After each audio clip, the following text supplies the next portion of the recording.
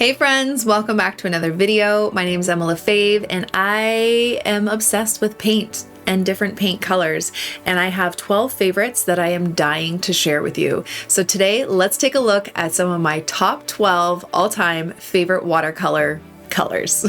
Let's jump in and get started.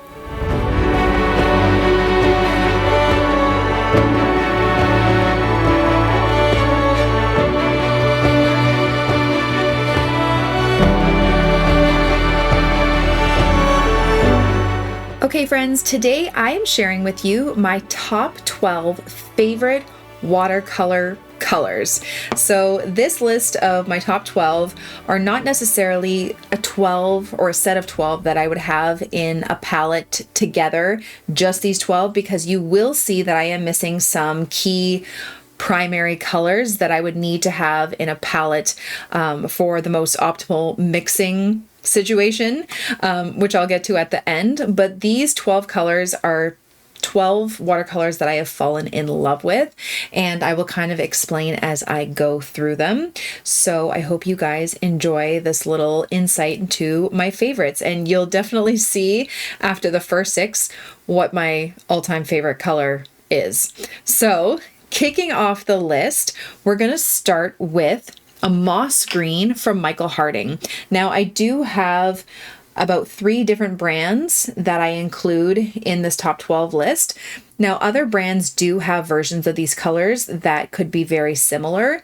And if I say a specific brand, it's not necessarily like this is the only brand that I've tried and the only shade that matters. This is just what I have and I've fallen in love with. So if another company, say, makes a moss green or a permanent red, it's not to say that this brand is the best. This is just what I have, and I absolutely love the quality, stand by the quality, and love the color that I'm going to share with you. So with that said, Moss Green by Michael Harding is one of my favorites recently. I tend to go for other shades of green, but there's something about this green gold that really just gets me going. I don't know. It has like this almost like an olive greenness to it, but it's so vibrant and transparent and has this like gold undertone to it, but it's very neutralized and earthy. And I don't know, there's just something I really love about this color. And also I find it just mixes so well with other colors. So I've been really enjoying this in my palette, and I find it's really nice to use in a lot of landscapes where I want to show some, brightness or light within the landscape piece. And I just absolutely adore it. And Michael Harding actually has some really beautiful watercolors. If I didn't have so many, I would definitely start to kind of gravitate more towards Michael Harding brand watercolors because they are such beautiful quality and they have some really nice colors. But this is one of my favorites. And like I said, I really enjoy using it to mix. Mixing this with a blue creates some really gorgeous greens as well. So this is my first pick, Moss Green by Michael Harding. My second pick is an olive green by Shinhan. This is the PWC version of Shinhan. Now this is actually kind of similar to the moss green, but it has a little bit more of an olivey tint towards it. It's a little bit like slightly cooler, just slightly. But this tends to be my go-to green anytime I'm doing botanicals. So you can see it leans a little bit more towards like a sap green. It's not as gold, if you will, but it's just my favorite green to use for florals, leaves, botanicals in general. I just find it's so nice to use. It used to be sap green. I used to be a sap green girl. That used to be my one and only like go-to green, but then I came across olive green and I absolutely love it. And this one by Shinhan is so beautiful. Like I love it. You can see there's like a slight difference. I don't know if you can tell. This one's a little bit more gold on the yellow side, has like a hint of brown to it almost. And then this one is just slightly cooler. It still has that olive kind of yellowy undertone. but I don't know. I just absolutely love it for my botanicals, and it's definitely my go-to green, the first one I reached for in every kind of floral painting. So Olive Green by Shinhan. My next color is Shadow Green. Can you guys tell what my favorite color is yet? I'm obsessed with greens. You give me a good green paint and I am all over it. Okay, so Shadow Green, this one is also by Shinhan, and it's very similar to Winsor Newton's Perline Green, which has been a longtime favorite of mine. And then when I started working with Shinhan paints, I realized how similar it was, and it became my quick go-to favorite. Honestly, unless they're side by side, I don't know if I could tell a difference between the Winsor and Newton one. Like I don't think I have put them side by side, so I don't know necessarily the difference. I just noticed that they're very similar, and I just had a full tube of Shinhan ones, so this is what I went with. But I love the coolness of the Shadow Green and how dark it gets. It's so dark when you use a dark value of it that it almost gives off this like black kind of vibe, right? Like look how dark it gets. But then as you make it lighter with water, you get this really cool, almost like gray green, which I absolutely love. So my two go-to greens in most of my floral paintings, you'll see that I use the Shadow Green and Olive Green. They're just kind of my jam. But I absolutely love this one. Amazing quality from Shinhan PWC. And yeah, I absolutely love it. Okay, so the next three greens are new greens that I've added to my collection, and they are not even really in my palette. They are not in the wells. They are so new to me that I have not, actually one of them is, which is the next one I'm going to show you, because I fell in love with it immediately and I was like, this needs to go on my palette. But they are new greens from Daniel Smith that people said I had to try, and I did, and I fell in love with them. This is also going into my granulating watercolor phase. When I first started painting and I came across my first granulating watercolor, I was like, ugh, what is the consistency with this? This just feels weird. I don't like the texture, because all of my other watercolors were really nice and flat. You didn't get any granulation, no separation. It just seemed like it was almost something faulty with the watercolor. I didn't understand it, right? As time has gone on and I've seen how other people use it, I was like, oh, okay, I kind of get this. And then the more I play with it, the more I fell in love.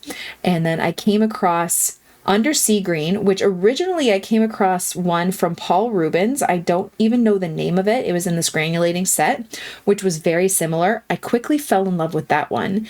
And then when I saw the Undersea Green, I actually looked at the pigment numbers. So this is made up of PW29, PO48, and PY150, which ended up being the exact same formula of the Paul Rubens one, which I don't even know the name.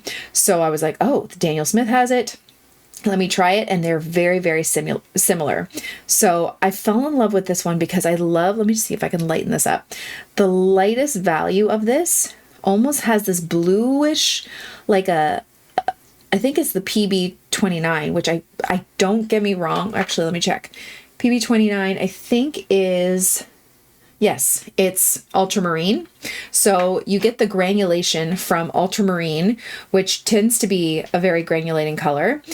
So you'll see like hints of Ultramarine in there, and then these really earthy kind of, I think, orange and yellow. And then the mixture of them together is just really, really nice. The other thing is that if you use a really dark value of it, like look at how dark this gets. Again, it kind of resembles that almost like black. So the variation you get within this one color of this extremely dark, dark green that almost looks black to this mid-tone kind of olivey green to this really light, almost like goldish green is so, so cool. So I absolutely love Undersea Green. I need to use it more in my work. I haven't yet because it's still on the newer side to me, but it's definitely one that I have fallen in love with. Okay, the next one, another green, I'm telling you, this whole top row is going to be greens, is, I don't even know how to say this, jadeite, Genuine. Again, a Daniel Smith color. I got their swatch card, which I did a live a little while ago, and I swatched all 250 whatever it was of the colors, and there were a bunch of greens I fell in love with. And then I discovered that they came in this little package, the Jean Haynes Green with Envy collection, and it comes with Undersea Green and then this Jadeite Genuine, a bunch of others, and so I was like, you know what, I'm going to get these. These are not cheap. These are quite expensive watercolors. Daniel Smith is a really great brand. Their watercolors are absolutely beautiful, but they are on the pricier side. And when I've had such a huge collection that I've built over time with other brands that I've been gifted, but also have bought myself, it didn't make sense for me to just kind of drop all that and go to Daniel Smith. But as I swatched some of the colors, I've picked some that I really liked, and this is one of them. So Jadeite, I don't know how to say it. Genuine is just like a really nice, like cooler green. It almost reminds me of a Hooker's Green Dark if it was granulating, which is really, really cool to me. So this is kind of like the lighter wash of it, but I just love how deep and rich it gets. But I also am obsessed with the granulation of it. So these Daniel Smith colors, these greens that I'm using, have such amazing granulation. And if you are unfamiliar with that term, it is when a pigment, I guess, people might come after me. My understanding is they're not ground as fine, so they're a little bit chunkier almost, the pigments. So there's a lot more texture to the watercolors. You see a lot more separation. You see a lot more particles in the pigments rather than this kind of like really kind of flat, smooth wash. You get a lot of separation, you get a lot of texture, and it's just really beautiful. Now, the thing about these ones specifically is that when they separate, which you'll see with the next one I choose as well, they separate and kind of become different colors. You get these undertones of other pigments in there, whatever pigments are mixed with it. And I really, really love that. Like this one right now, I'm seeing some of this like kind of like viridian undertone to it, but like look how dark that green is. So you get this really dark, almost like a Hooker's Green dark with like this really bright viridian hue undertone, which is really, really cool. So I just really like the richness of this color. And then my last green of the bunch, I promise, is Cascade Green. So many people told me about this color, and I didn't listen for the longest time. I was like, I don't know what you're talking about. How could I love any other green that's not olive green or perline green or shadow green? Well, this one is probably one of the most beautiful colors I've ever come across, and I don't even have it in a well in my palette yet because I'm debating whether I start a brand new palette so I can make a dedicated spot for it, because there's not really a spot for it here. I don't know what I would take out, so I haven't really played a lot with it in paintings, but I have swatched it. Look at that. Look at that. I've swatched it multiple times, like multiple times, just because it is absolutely stunning. Look at this. Now, the one thing I love about this color is it's a green, but the undertone and the separation that you get from the granulation, look at that blue. It's almost like a cerulean blue. I don't know what pigments are in this. I haven't actually done a deep dive at all. So you get PBR7, PB15, which I don't know what those are. I am not a pigment nerd by any means. I don't know a lot, but like, look how cool this is. So it's like a green, but also like a green blue. So like one thing that I find that is so cool is while you're painting with it, like this green tone comes out, but as it dries, it gets more blue. I don't know. I just love the variation of color within that one paint. It's kind of like the undersea green. It's just so cool. So this Cascade Green is absolutely gorgeous. I don't know how I'm going to use it yet in a painting. I'm feeling like some sort of river or waterfall or mountainscape would be really beautiful with this. I just haven't taken the plunge yet and actually used it in a painting yet. Can you believe it? But I'm absolutely obsessed with it. and I think it's absolutely beautiful. So I just wanted to share that. Okay, we're done with the greens. Now I'm going to get a little bit more practical with my choices, but not necessarily ones that are, you know, just there because they're a must-have. They're paint colors that I genuinely love. So this one is Permanent Red by Shinhan. And the reason why I love this color is because it's just such a wonderful kind of primary red that's not too orange. It has this really beautiful and intenseness to it. Just wait till I actually like lay it on here. This is just a light wash. I just love the deep kind of cherry red it gives. An equivalence to this, I would say, is Winsor & Newton's Winsor Red, which I love. If you ever see a cadmium red or a cadmium red hue, it's going to be a bit more, from my experience, on the orangey side. This I feel like is a true like primary red, but like look how vibrant it is. One of my favorite things to paint with this color are poppies. I love, love, love painting poppies. They just become so vibrant and just punchy right off the page. And like you can already tell by this tube, I've gone through a bunch of it and it's just one of my all-time favorite reds. So that is why this is on the list. I'm going to leave a little bit of lightness in there so you can see the variation of the light and dark values. Just going to kind of blend it out just a bit. Okay, so Permanent Red by Shinhan.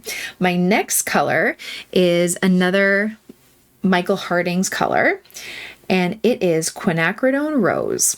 And I have a specific love for specific pinks. There are pinks that I like and pinks that I don't like. I'm not a huge magenta fan. For mixing purposes, I find magenta's really great if you're kind of going by that CMY, what is it? CMY color wheel. I can speak, I promise. As I'm filming this, it's nighttime and I just wanted to swatch paints and talk to you. But when I go for a pink, I love a really bright, kind of deep, punchy pink like this Quinacridone Rose. Something similar to it that I also love is Permanent Rose by Shinhan. Also Winsor & Newton's very similar. But this is like, if I'm purchasing a pink, this is what I go for. And this specific one by Michael Harding, if you really lay on that color, it's almost like so deep, it's almost like a red. But then it turns into this really bright pink, which I'm obsessed with. So I really, really love this one. The one in my palette here is actually Shinhan, and I did do a swatch to kind of see if they're different because they're actually the same pigment numbers. This is Michael Harding, this is Shinhan. Very, very similar. I found that the Michael Harding one, for some reason, was just a little bit deeper, a little bit punchier, which I really enjoy. But both really great colors.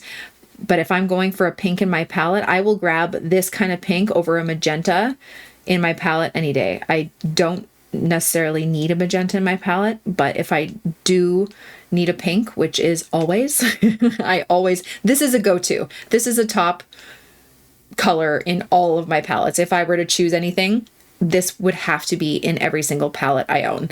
So this is my favorite color, and you'll probably notice by the amount of pink florals I do with this color or a Permanent Rose.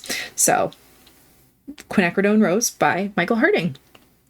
Okay, the next one I have is a beautiful color which grew on me a while ago, and one that I just can't shake because it is amazing for mixing, but is also just a stunning color on its own. And I don't necessarily have a favorite brand, but the brand I've been using I love, and that is Burnt Sienna by Shinhan. I love, love, love this color. Now, when I started painting with watercolors, my go-to brown was a burnt umber. Always a burnt umber in my palette. It's what I would refill it with every time. Now, there is not a burnt umber to be seen in any of my palettes. It is burnt sienna. And while it doesn't look necessarily like, there's a little bit of pink to this light wash. Let me just see if I can mix it up a bit. While there is like a brownness to this color, I love how burnt orange it is. Does that make sense? Like, I look at this and I would say I would use this as my brown, but I just also love the warmth in it and the burnt orangeness to it. I'm so good with my words. I just absolutely love this color. It almost screams fall to me, and autumn is my favorite season of all time. And it's just one of my favorite colors to use. Now, not only is it gorgeous on its own, but I love it for mixing. I love mixing it with a green to get a more neutral kind of, almost like an olive green if I don't have olive green. I love mixing it with my indigo because it makes the best black, I find. I used to mix burnt umber and ultramarine, or another blue maybe, that also makes black, but I really love the depth that you get with a burnt sienna. So that is my go-to to mix black. I just absolutely love this color. It's just so beautiful. So that's another go-to. My next color is a must-have in my palette, but I also just find myself gravitating towards it for mixing, but also just on its own. I just love a really good indigo. My water's getting dirty, so it's changing these light washes just a tad, but it's okay. So indigo, and the brand I have is Shinhan, because this is my Shinhan palette. I love it. Like I said, I love it for mixing, and I love it on its own. I love the darkness of it, the blue kind of tint to it, the lightness you can get with a good light wash, like this lovely blue, but then the depth you can get with more pigment. Again, almost like this deep, dark black. And like I said, it mixes a really great black with burnt umber. Not burnt umber, burnt sienna. I can speak. So this is just one of my go-to colors. This is another color I feel like I always have to have in my palette, because you won't catch me, you might have in the past, but you typically won't catch me with a black color in my palette. I will use indigo even just on its own as a black, because it's so deep and rich, but gives this beautiful undertone of blue to it. So this is definitely one of my go-to colors. Love it. Okay. We're almost done here. My second to last color is Ultramarine Deep. Again, another Shinhan color. There are quite a few ultramarines that I have come across, and they're all very similar. Ultramarine tends to be almost across the board a very granulating color. I feel like one of the only ones that I have come across that's not very granulating is a Paul Rubens version. I can't remember if this one is. I feel like this one isn't too granulating. Ultramarine can be tricky to mix with because, like I said, it's a granulating color. It separates from other colors. So if you've ever mixed with ultramarine and the color on your palette is just like going different ways than with the color that you mixed it, it's a tendency of the pigment itself. But there are some colors or some paint brands that don't do that, which I haven't narrowed it down. But anyway, ultramarine is just one of my favorite all-time colors. I gravitate towards it. I absolutely love it. It's just such a beautiful blue, and I tend to really enjoy warmer blues like an ultramarine as opposed to like a turquoise or a phthalo blue. I don't know why. I just love to use it, and I love to mix it with a good purple. It's just one of my favorite colors, and you don't even see me using it that often, but it always catches my eye. So Ultramarine Deep by Shinhan is one of my favorites. And then my last color in my palette, oh my gosh, my water's so dirty. I have another jar over there. Clean this up. My last favorite color is a convenience color, but I just love it. And that's Lavender, again by Shinhan. Okay. It's one of my newer favorites. And the funny thing is that if you water down Ultramarine, it's basically lavender. Let me see the pigment number on it. It is PB28, PV15, and PW6. So PB28, I believe this is PB29, right? So similar, like an Ultramarine.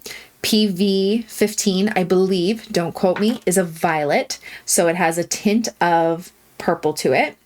And then PW6, I believe, again, is a white. So that's why it's more on the opaque side, a little bit more pastel-like, kind of creamy. It has that white paint in it. But I just absolutely love using this color, and I love using this color for shadows.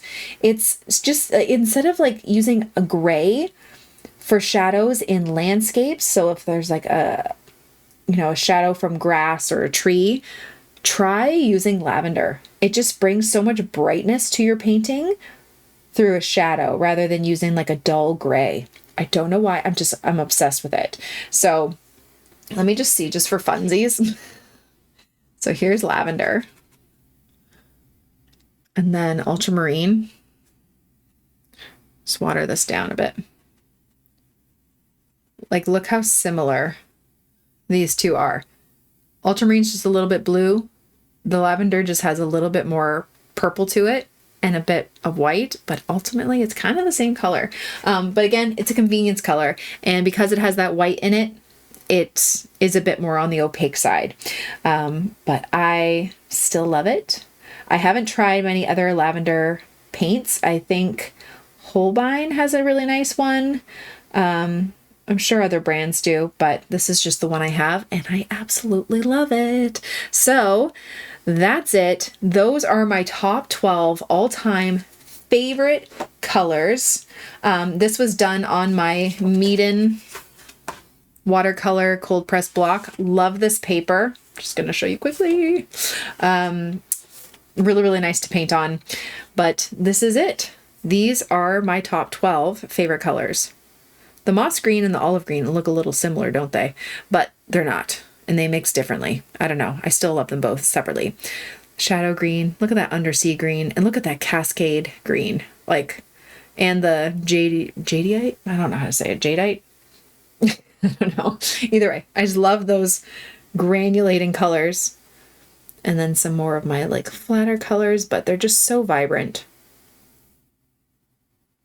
So that's it. Those are my go-to 12 absolute favorite colors. They don't necessarily have to be in every palette, but those are my favorite. Now, as you might notice, I'm missing a yellow. So this would not, for me, be a complete palette. I need to have some sort of yellow in my palette. I don't feel like I gravitate towards a certain yellow. It used to be cadmium yellow just because that's what I had, and I like the warmth of it. And then I found that using a lemon yellow was a bit lighter and brighter, a little bit cooler, but also mixed to a really nice warm yellow. So that's what I tended to go with. I think this one is Permanent Yellow Light from Shinhan. It's just kind of like their primary yellow, and I really love it. But that's why there's no yellow here. It's not necessarily one of my all-time favorite colors. It's just kind of like a primary color I have to have in every palette, but I'm not really passionate about a certain yellow, so I didn't include it. And then another color that I would have to have in my palette that is not here is some sort of cooler blue. So a blue so these two blues, well, lavender, not including lavender. Ultramarine is a warm blue. It leans more towards purple. So if you mix this blue with a yellow, you're going to get a very muted green. So if I wanted to mix a more vibrant green, I would need to have some sort of vibrant blue in my palette, such as, I believe this is phthalo blue. Okay, I'm just going to show you quickly the difference of mixing. Actually, I'll show you the difference of mixing a green as well as a purple to show you why I would need this in my palette. Okay, so yellow with ultramarine, you get this not muddy green, but it's a bit more of a muted kind of olivey green. This is my scrap page if you haven't noticed. But if you mix it with like a phthalo blue, you get this really bright green, which is really nice. And then when it comes to mixing a nice purple, my go-to usually is Ultramarine, but I'm going to show you both. And I mix my my purples with a permanent rose, with a pink. I never use red because it doesn't mix like a really nice genuine purple. It mixes mud a lot of the time. So this permanent rose with Ultramarine makes this kind of deeper purple, but with a phthalo blue, it tends to make actually a little bit more pink. Just a different kind of warmer shade, oddly enough. Not warmer shade. Well, kind of. Well, I don't know. Not warmer shade. Probably a cooler shade. It just mixes a different purple, which I really enjoy. So just for mixing, and if I'm doing, say, you know, a seascape, having a good like phthalo turquoise that you can also add a hint of yellow to get that really nice kind of turquoise Caribbean water. That's kind of the way you want to go instead of with an ultramarine, because again, adding even just a tiny bit of yellow to it, it's going to make mud. It's not going to make a nice turquoise. Okay, so if I was to choose a couple more colors for a must-have palette, I would need to include a yellow and then some sort of cooler blue, like a phthalo blue. But that's about it. I hope that was informative and not too boring. A little bit of a longer video, but I could talk about colors all day long. So I hope you enjoyed it. I would love to know your favorite go-to colors in the comments, so let me know, and I hope you have a great day. Thank you all so much for watching. I really hope you enjoyed it, and I hope you learned something. Don't forget to subscribe to this channel and follow me on all my other platforms for tons more content. Have a great day, guys. Bye.